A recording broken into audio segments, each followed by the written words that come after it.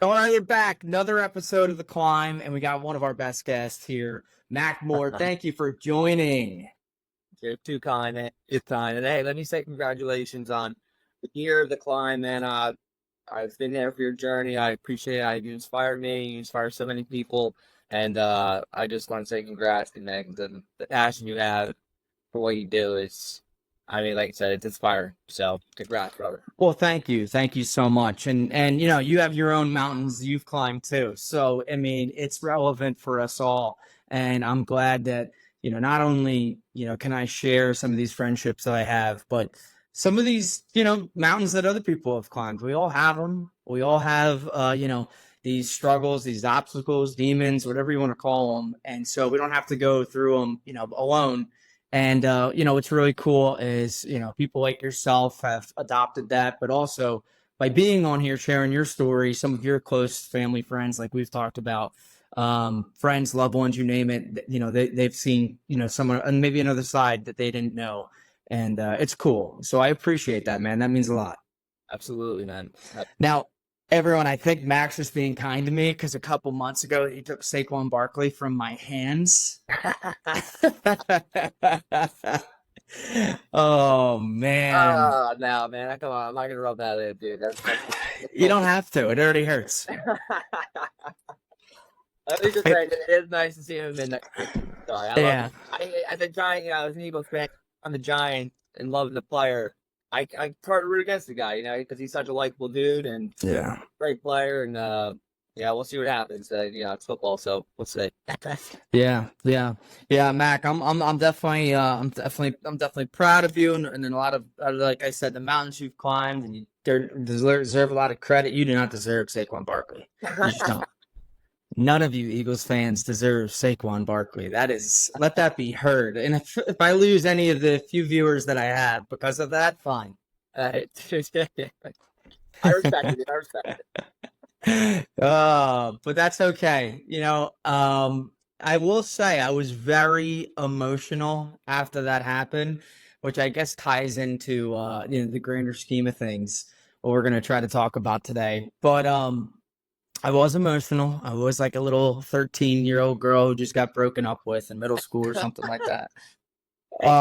Years, man, it's a long time with one organization, being a captain and fixture in the community. I know that he was. So you know, like you said, being an Eagles fan, we're a great player, but we're getting a great human being, and that's mhm. that's great for team culture and all that. So I know it hurts being a Giants fan before, but Yeah, yeah, it's life goes true. on. True, yeah. But, you know, we brought Mac on here because, you know, as I mentioned last episode with this, I guess you can call it second season or second year of the climb.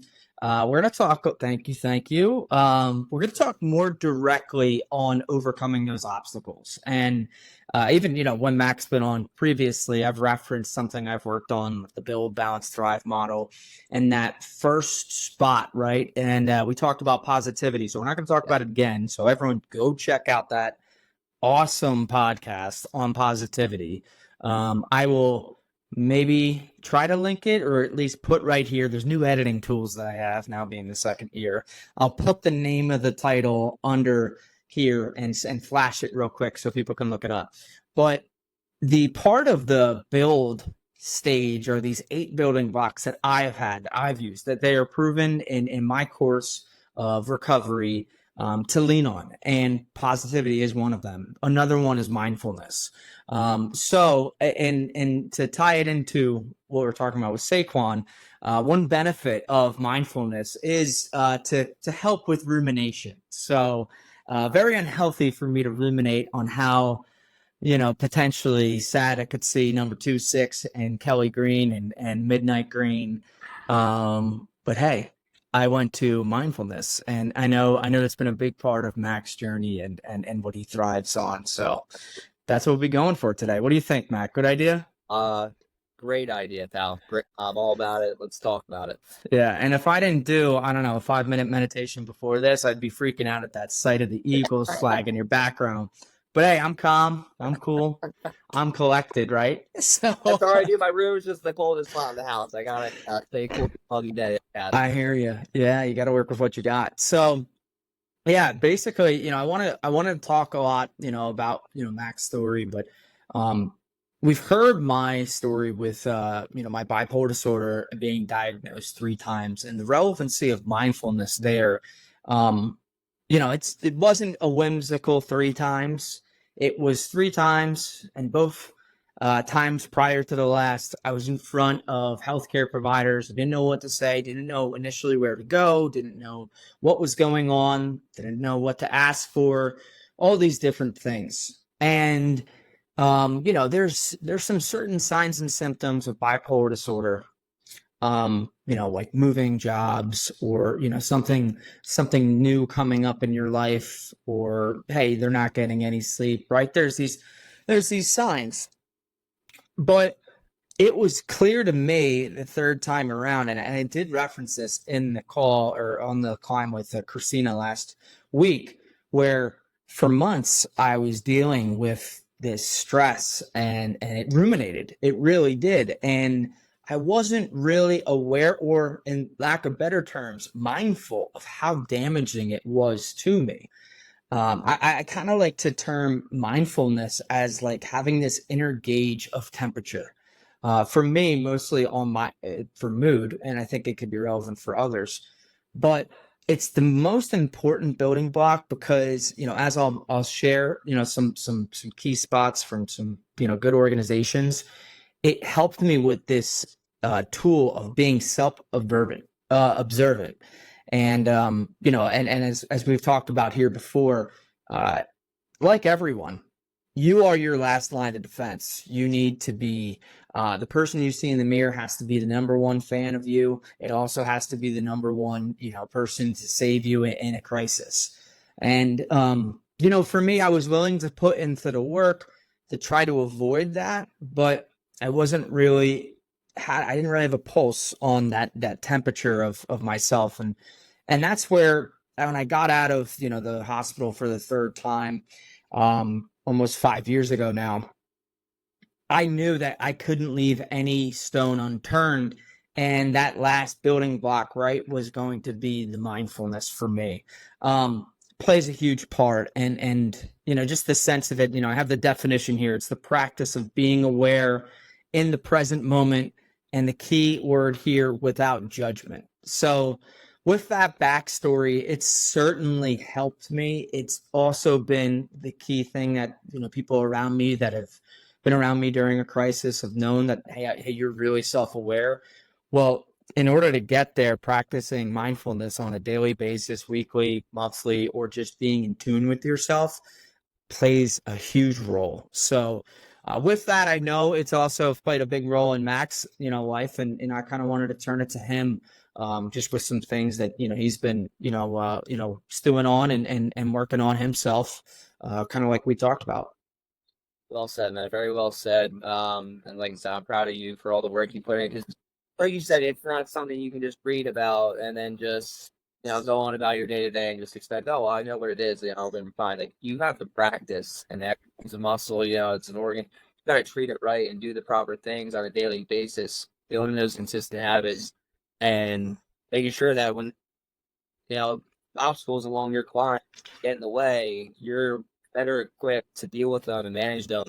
Mindfulness, like you said, is being present in the moment and then being able to avoid these automatic and destructive responses and habits that might go upon ourselves without even realizing it, and without judging and overreacting to them. So yeah, personally, I've dealt with depression and anxiety in the past, and I've done well to exercise and practice those habits that we talked about, to be able to better deal with them. But recently, I've been dealing with panic attacks that seemingly came out of nowhere, no triggers, no nothing. And I've had a lot of good things in my life going on. It's tough to pinpoint why they were occurring. And so, after talking to my therapist, which was I benefit anybody, if you're ever struggling with anything, therapy I Mhm. think is a great avenue to go toward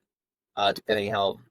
But being mindful and just realizing that, okay, I need to focus on breathing. I need to focus on Stuff.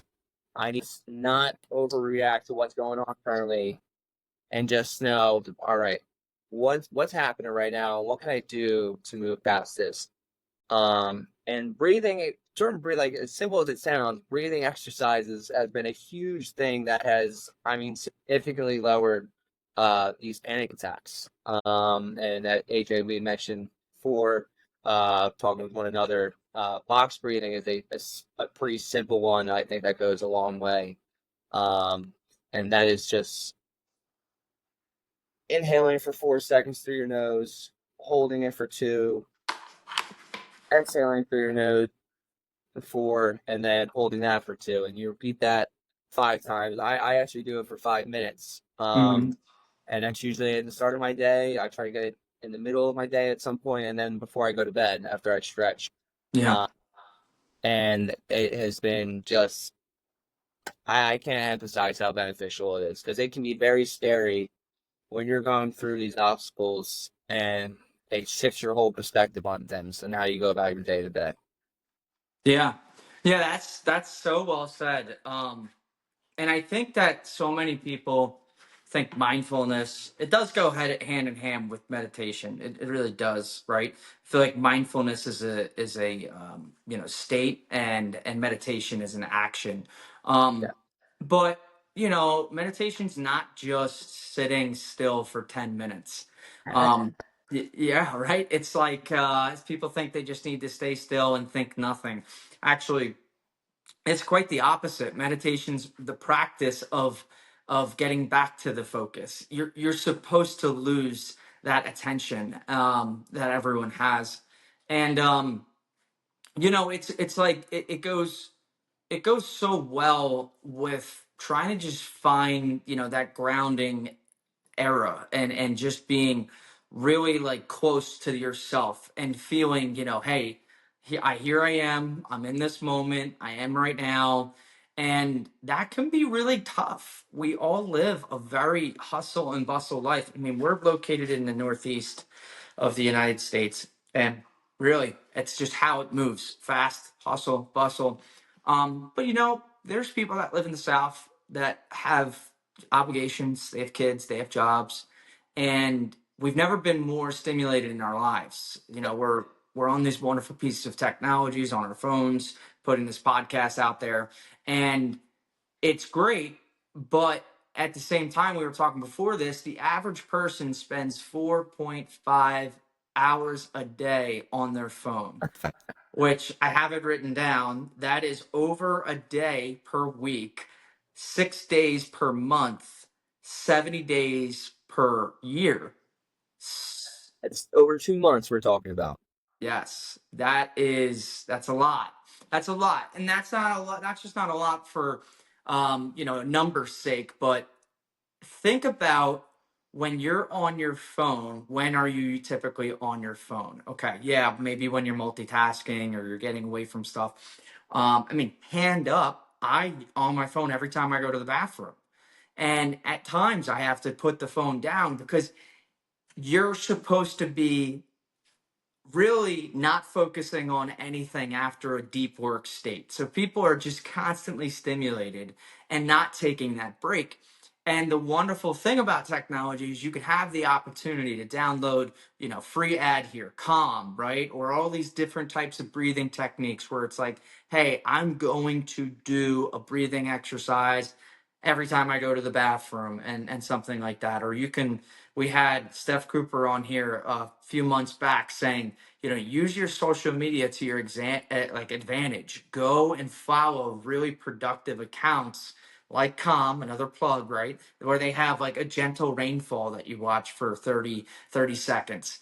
And, that could be the difference, right? You don't think it, right? Mac just said it himself. He had a lot of good things going on, and they can't really pinpoint the access and trigger of the panic attacks. Well, man, I was in the same way. When I was leading up, I met Christina. Like I was having the time of my life, the best time of my life with Christina.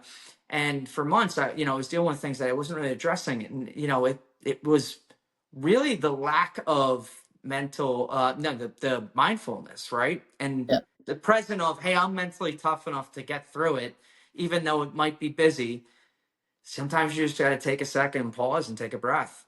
I think when your life gets hectic, and like I say, even if it's a lot of good things going on, you might not, like you said, be mindful and present in the moment to really appreciate just, being alive and breathing, just Hmm. where you're at in life, And I think maybe my life is moving really well, but maybe too fast, or I'm still in therapy trying to figure it out, But with the help of friends and family, and like I said, my therapist, and just practicing certain techniques, I mean, I'm jumping leaps and bounds, in terms of mindfulness, and like I said, or like you just said, we're on our phones way too much statistically. Hmm. I think, and it's can be really easy to just go right on your phone. But if that's the case, why not use it to your advantage, like you said, and look up Calm, or I follow Wim Hof, is this Swedish, I think Icelandic guy who is kind of renowned as the godfather of breathing techniques.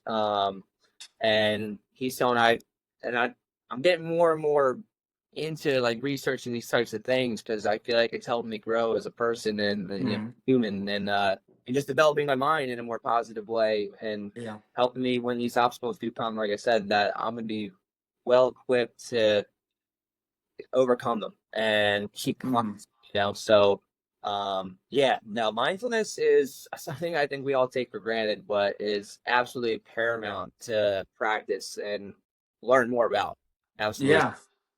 Yeah. And I think it almost, and I can hear you say it like, it's a big word, mindfulness. What does that mean? But like, hey, are you in tune with yourself? Plain and simple. Yeah. Like, you are the only person that is within your thoughts that can feel what your body feels, that can see what you see, feel what you feel, taste what you taste, smell what you smell. Those five senses, right? Like, you got to be in tune with yourself. And at times, it's so easy, even if you are, even, I mean, there's just this week, I was doing some breathing exercises, and it's so easy just to like get away from your routine. And then I'm like, man, this is really beneficial. Like, I can feel it. Like today, really tired, and woke up from a nap, and I'm like, I'm exhausted. Did a couple breathing exercises. Like, I forget how good that is.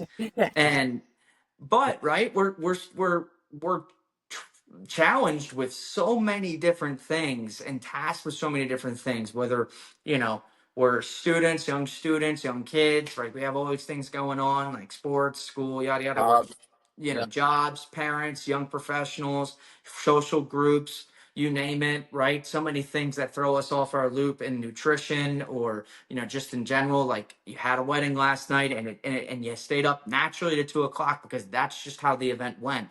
Yeah. So it's easy to surrender that moment of mindfulness or meditation, Yep. but it's clear that there's benefits to it. You mentioned that, exactly. I had a wedding yesterday. Congrats to Mike and Paul. But I was driving home, and I knew that it was late, and I probably wasn't gonna want to take time to, stretch, do my normal nightly routine, because I obviously it's past that time that I normally do it. But on my ride home, I took matter just to start breathing and just focused on my breathing and just being mindful. Yeah, like I just had a great time. I'm driving home with my beautiful girlfriend, which is incredible, and I'm healthy. I'm happy. I did it for 5 minutes my ride home, and I just felt, Mhm. I was pretty tired. I got a little bit of like positive and just energy, just good energy coming from that, just doing that for a few minutes. Yeah. And I felt so much better just going that I already did, but just being present and just, like I said, practicing mindfulness and just being in tune with yourself, like you said. Um, and it just pays dividends, and you just Yeah. consistently do it on a day-to-day basis. And I mean, you can hear from us and you can hear from other people, but you do it yourself, and you'll experience these benefits that we're talking about. And I mean, Yeah. it's life changing. It really is. Yeah, absolutely. I mean, you said it yourself. That's like a cheat code. People don't think like, hey, oh man, I need to meditate. I need to sit still for 10 minutes. No, like you can just do, breathing exercise in your car while you're commuting. Like just work on your breathing. And sure, is it better maybe to find some time in a private space to completely separate yourself? Yes, but there's other ways to do it. You can take your dog for a walk without your phone. You can get outside, your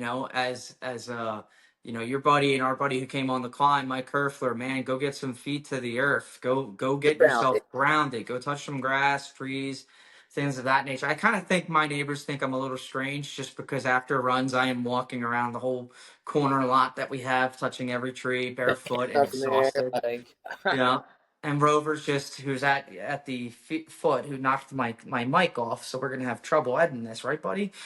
He's like, why can't I come outside? But yeah, it's like you have to find your way of doing it, your way of giving back to yourself, because it's really more than just feeling calm. And even if we talked about the walk, but like for instance, I love to golf.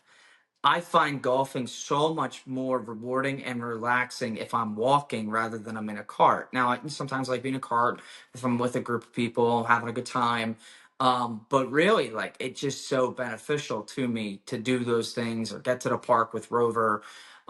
Small things. It's not like I, need to be in a meditation class, every day. But if you find those things that work for you, it's not only just going to make you feel good in the moment, it's going to feel like you can translate your feelings, your emotions, and every signal you're getting from your body, which it's important for everyone, whether you have, bipolar disorder, depression, anxiety, anything.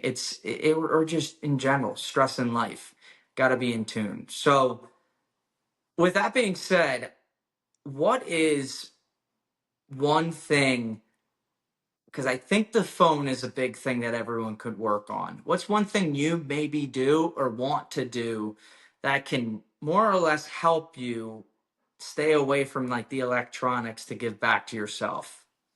well, AJ, I think that we saw this with Al before. Puzzling has been something that That's right. I stay consistent with, and I had a goal at the beginning of the year. I wanted to do at least once a month. I'm on pace to do at least 24 this year. So All right. I found that to be very just rewarding, that I am just focusing on one thing. I kind of put my phone to the side. I'm there for a half hour, an hour, and it's one piece at a time, and I'm just being mindful and focusing on what that one piece needs to go, or I'm focusing on a section of that puzzle. That's one thing that's helped me a lot.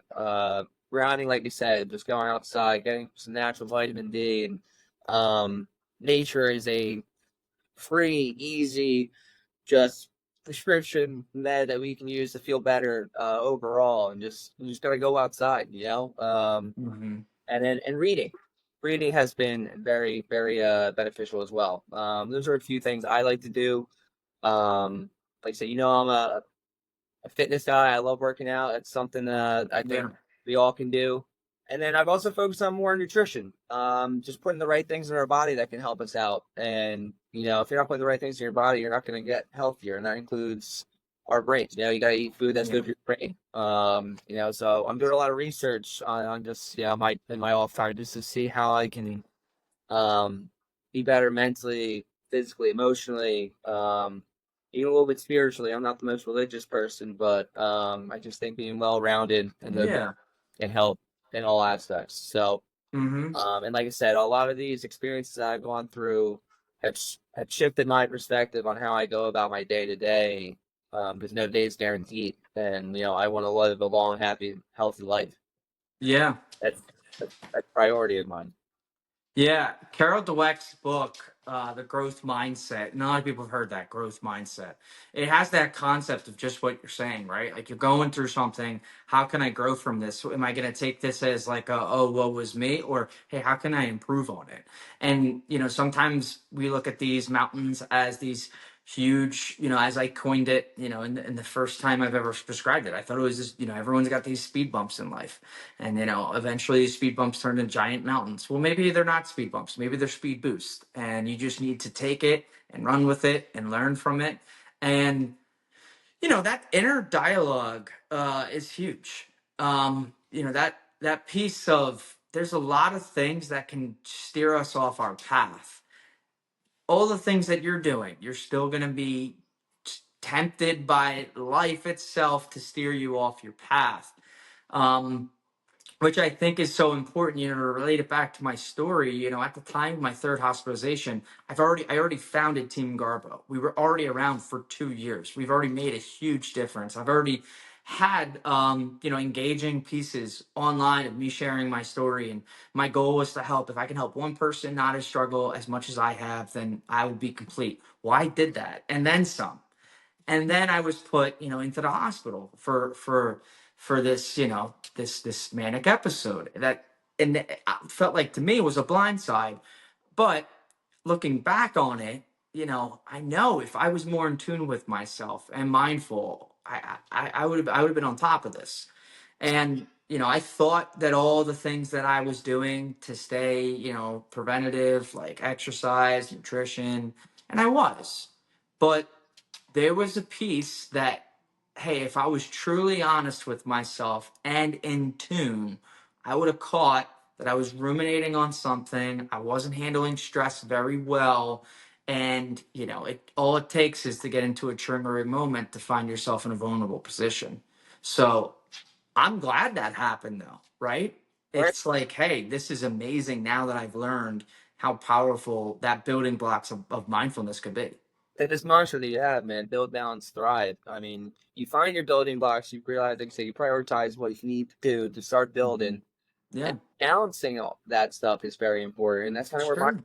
comes into play, and just being in tune with yourself. Like, all right, what do I need to balance more to make sure, family, friends, job, Sure. your rover, your wife, Mhm. you working out, all these different things. They can't all be the same. You got to figure out what needs more attention, what needs less, and what's going to help you get to that third and final, what's going to help you thrive. Yeah. And it's Yeah, just, man. might get blindsided, like you said, dude. You get can have a lot of good stuff going on and not realize, that, all right, maybe I was ruminating on certain things or not paying attention to, whatever it was that is causing these obstacles to get in your way.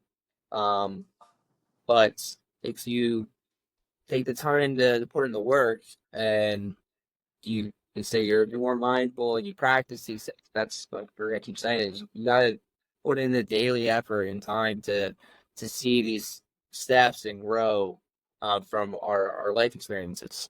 Yeah. And I know that we kind of hold each other accountable for that, and I'm very grateful to have a friend like you, man, who does hold me accountable, and vice versa. Because I think we all need that. Yeah. Yeah. And I think some of us, um, whatever life has thrown at us or what we found ourselves in, like you get thrown these curveballs. And it was I wrote about this, but and it was kind of good for me, bad for society. But when COVID-19 happened, everyone was in the same boat. Now, ironically, I was coming out of a hospital. I was clinically depressed and just going through that up and down of manic episode in the lowest of downs. But at that point, it was like, man, everyone's kind of going through something right now, and it's really it's now, it's funny to me to think, what was the remedy for everyone early on? Get outside, go talk to people. Oh, we're now dealing with something like really, really bad. Well, what do we need to do? We need to go for walks. We need to FaceTime. We need to communicate with our loved ones. All these things that, like, hey, we should just do this on a regular basis. It's proven that, we need to take care of ourselves, even if there isn't a crisis. Which is funny because, like, because we were on shutdowns and lockdowns, we didn't have all these other distractions, like, our jobs or anything else that you're going back and forth, or social media, your phones, like all the normal life, the hustle and bustle of it. You forget that there's someone that you need to take care of first. And COVID really forced everyone to think about that. Like, hey, you have to live in a four wall space for months or weeks or years. Um, what's most important? Relationships, yourself, taking care of yourself, health, and like Christina was talking about last episode, just the gratitude of just in general to be alive, for a breath or anything of that nature. So, um, stunk that everyone had to go through it, but it was an interesting opportunity for me to be in such a low spot, but everyone was also there with me. Yeah, and taking that time to reflect, look back, and Mhm. how can I use this to move forward, and just having that attitude of gratitude, like we talked about, man. And no day's guaranteed. Um, Yeah. like, yeah, I think that pandemic was, for a lot of people, it was tough. It was very tough, and depressing even. Obviously, so many people lost their lives, sadly, to COVID. Mhm. But to be able to look back and just the simple things that, like, you were basically, they said, being isolated. All right, well, what do we have to do? What can we do? Well, go outside, get some fresh air, talk to your loved ones. Yeah. Don't sit on your phone. Like, just basic things. It's not rocket science. It's how we all know what we need to do or how to do Mhm. it, but just gotta go about it. We can't talk about it. We gotta be about it. And Mhm. I think just practicing that on, like, say, a day to day basis and having that attitude of gratitude um, Sure. goes a long way. Yeah. And listen, the cards are stacked against us. There's no doubt about Well, it. everyone's different, man. Everyone's got their own Yeah. live. We're all unique. There's only one you. What a problem maybe for me may not be a problem for someone else, but Mhm. it's my life, and I gotta take care of myself first. Mhm. And I don't know if that sounds selfish in any way, but it's true. Not at all. If you ever want to be able to take care of someone else, you're not gonna be able to do that if you don't take care of yourself. So, um, Yeah. being able to focus on that and take the necessary steps to make it happen and be the best you. Yeah. It goes a long way. Helping it Yeah, out. I mean, you could argue that it's selfish not to give someone your best self. Yeah. Um, so I think that's really really well said, pal. So um, yeah, I just like hearing you talk about that, and kind of relating it to both stories that we had. I wanted to just preface it and say that you're not the only one going through something, and it's hard to reach out, but it's also up to you and only you to pull yourself up. And that is really hard to do if you're not mindful. Yeah. It's Yeah. really hard. It's really hard to be proactive if you're not mindful and self-aware of what's going on. So finding little nuances in your day or your routine to help you be mindful is unbelievably important. Once you lose you, who knows what could happen. For people dealing with a mental illness, that it's quite extreme.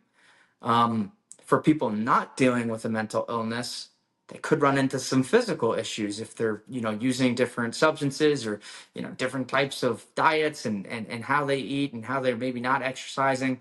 Right, life can get away from you, and the only person that can truly keep you honest is yourself. And the best way of kind of keeping that meter healthy is to just keep feeding it, keep feeding it to 25 cents a day to keep the meter running, to kind of keep it going. And that mindfulness plays a big part in it. So, um, yeah, that's what I think. What do you think about that? Yeah, I mean, honestly, I don't think I could have said it better, my man. It's just the ability to be, like you said, be aware of the present moment, your surroundings, just your internal emotions and everything going on, maybe the everything you're thinking about, and just not being overwhelmed or overreact to anything, like you said, and then having that proactive approach, um, to moving forward, Mm, and like you said, I think everyone should be mindful. I think the world would be a way better place if everyone was more mindful and in tune with themselves. And um, if we can just take time to practice. I know life can come at you, it's not the ways it seems like, man. And mhm. And we live in a society, I believe, today where it's a lot of finger pointing, maybe not a lot of accountability. Um, but just take a step back, try to get in tune with ourselves, understand our situations as a whole. Uh, we're gonna have a way better chance of moving forward. And Absolutely. so, and I know Yeah. me and you do our best to do that, and I want to encourage everyone to try to do that. Because like you said, you owe it to yourself. It's selfish not to do that, you know. Mhm. Um, but yeah, I mean, other than that, I don't think you could have said it better, my man. Yeah. No, I think you coined it well too here. So let's end with a couple key practical things people could take away. So just to reiterate what I said earlier, if anyone missed it or if they were doing anything they didn't hear, we are on our phones. Americans average 4.5 hours a day on their phone, That's still wild to me, man. Really. right? You don't have to be a mathematician to know that's a lot of time and can equivalent over time, a lot of time spent. The more, and sure, some people are on their phones productively or maybe just browsing music to play, but the other thing, right, we've been talking a lot about mental health and people just dealing with it, like our own selves, and someone in a similar circumstance. There's people that are stressed, work, families, even young kids. The CDC came out that over 11% of kids from, I believe it's 5 to 17, are diagnosed with ADHD. To paint a picture, of over 4% of adults 18 to 44 are diagnosed with ADHD, myself included. So, what does that mean? One, that's a lot. That's more than double. It's almost triple the amount. So not only do kids have the cards stacked against them, um, with all the technology and everything in their face, social pressures and things of that nature, but just naturally, what's happening is it's harder for people to really be in the present moment. And with someone with ADHD will know it's not as if you're not trying to not pay attention. It's just many things are flooding in your way. So, as you would imagine, practicing mindfulness goes hand in hand with having ADHD. So, I wanted to end with maybe three things, and one Mac already said, so we'll go over it so everyone can. But breathing, you don't need to buy a $60 a year subscription to Calm or anything of that nature. You can even go on YouTube and they have plenty of stuff. But one easy way, Max said it, he does it for 5 minutes. I challenge anyone to start out doing box breathing just for 1 minute. And it's as easy as using your fingers. So you're going to breathe in for 4. You're going to hold for 2. You're going to breathe out for 4. You're going to hold for 2. And then you're going to repeat that 4 more times, which makes it 5. And you can count on your hands. Once you hit 5, that's a minute. And that's how easy it is to do deep breathing. So that is a really easy way for someone to do deep breathe. They don't have to, there's so many different ways and exercises. And I challenge everyone to look, just go see what works for them. But just stop and try that, if anything. If you need a minute, you need to collect yourself, give yourself, all you need is 5 fingers to do it. So that's really helpful. The other one I really like a lot, and you're going to hear this a bunch, we probably all heard it when we were kids, is the 5 senses, right? So not only going through the 5 senses and knowing them, but actually physically going, let me see 5 things, let me touch 4 things, let me hear 3 things, let me smell 2 things, and let me taste 1 thing. Going through your 5 senses is other than going outside and putting your feet to the grass, is extremely grounding. And everyone gets to the point, you don't have to have, bipolar disorder like myself, and you could be ramping up, where you get to this point of levitation, where you're almost like, I'm all over the place. I'm here, I'm there, I'm sitting down, but I'm all over. So ground yourself really quickly, go through that exercise. It doesn't have to be that hard, doesn't have to be that difficult. It is a little bit, can be a little bit longer than the boxing, a little bit more complex, but it's nice because it will literally stop you in your dead tracks. And I have to go do this. So, I mean, Mac, what do you think of that five senses? Because you did mention, your feedback on the box, but the Well, five senses. the 5 senses I like a lot, and it reminds me of like the 3-3-3 rule. Just using three body parts, moving three things, identify three things, trying to smell three things, and then you take it farther, obviously, taste, and then hear, identify three sounds. My mom's someone is very ADHD, and Mm, she just how she goes about her day to day and how it affects her.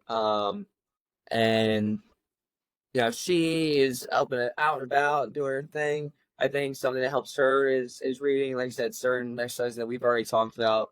Um, Something that I think might help is I try to think of a happy place, and try to put myself in that happy place, and that could be at the beach. You could be. I use Tyler Park sometimes, and mm, certain areas there.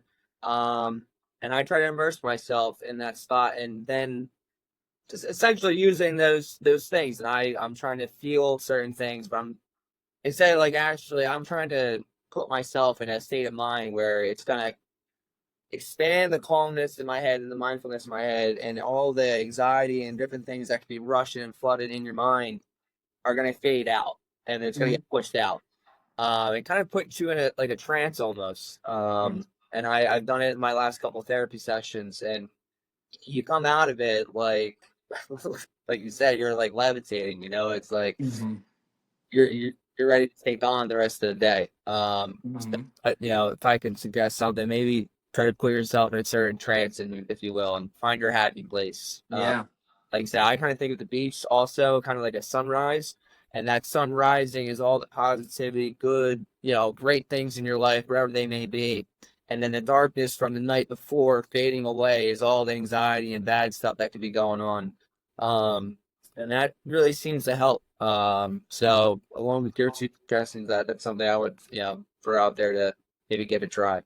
that's incredible. I love that. Yeah, I visualize as well. I sit on the I sit on the end of our beach chairs at Hilton Head quite a bit in my mind, and it works well. Find your happy place is perfect. Doesn't have to be weird like Happy Gilmore. Just find your happy place. So We're not judging who it is, all right? But yeah, yeah, yeah. All absolutely. right, last thing. It's quicker than everything. I learned this. So just a piece for everyone.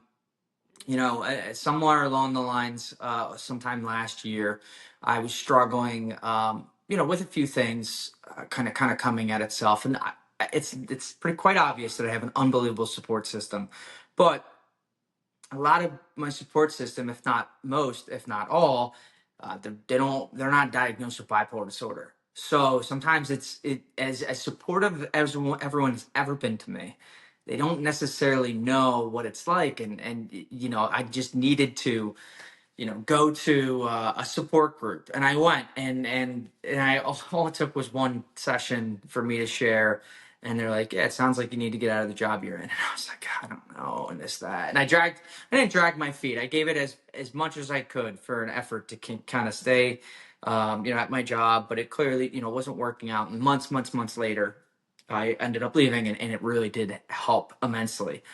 But in the meantime, I was with, I would, say a handful of people at this support group, and most of them, had the diagnosis of bipolar disorder. And when I learned there, and I want to plug Nominee Bucks County. They have free support groups. Check out their website if you're local.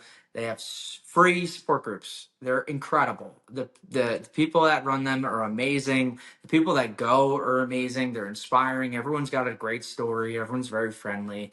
And I was not, it was very humbling to be there with other people dealing with stuff too. So it's very empowering. And something that I took away that I'm going to share with everyone that legitimately can take you, 5 to 10 seconds.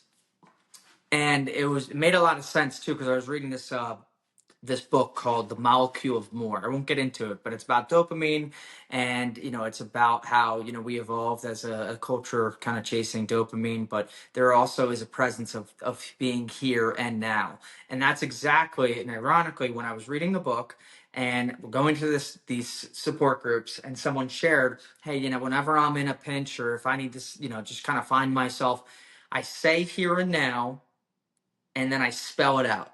HereandNow. Here and now. Nailed that.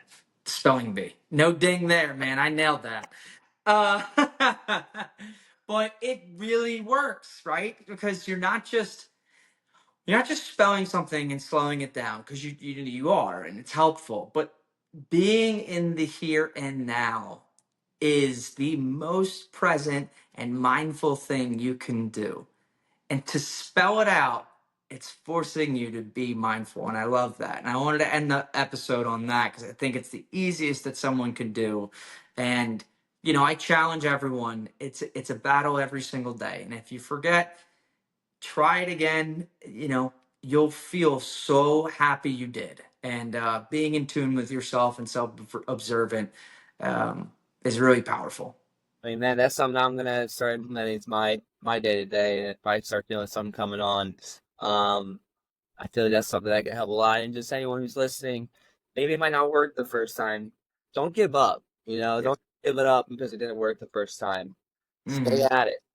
Keep practicing it. And there's not many guarantees in life, so I'm not going to guarantee anything. But I would bet, you know, a good amount that it's gonna pay dividends and help you. And like I said, I'm gonna start doing that because I feel like that's there's like recalibration in your brain. I think that goes on when you do something like that.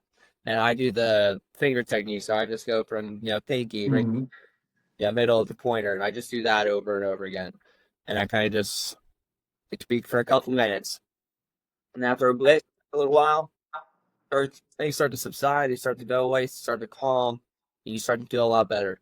So Mhm. I love that, AJ. I'm gonna start doing that, man, every day. Yeah, absolutely. Like you said, it's like practicing. It's like learning a language. Let's say like you're learning French. I don't know how to speak a lick of French, but I bet when you do, it's beautiful. And that's the same way of just learning the language of yourself. So, Exactly. Yeah. all right, Mac. Well, thank you so much for coming on. This was a great episode. Other than Rover bumping the mic and I'm having a little bit of an audio feedback, but we'll figure it out. I'm a great editor by now. Yeah. 54th episode. He just wants to be on the show, man. He just wants to be on that I podcast. I think he's made an appearance 50 out of 54 times. Just in the shadows of my shoulder, just rubbing a nice golden retriever. That, So that's the right hand man. That's your best bud, man. I he love it. is. He He's is. He is. All right, brother. Well, thank you so much for coming on. This was incredible. Can't wait for our next chat. dude. Thank you for having me. Thanks so much, man. Yeah, I appreciate you coming on every time, and yeah, I can't wait for the next one, man. Yeah, I love seeing this show. Love you, man. Love it too. Love you too, man.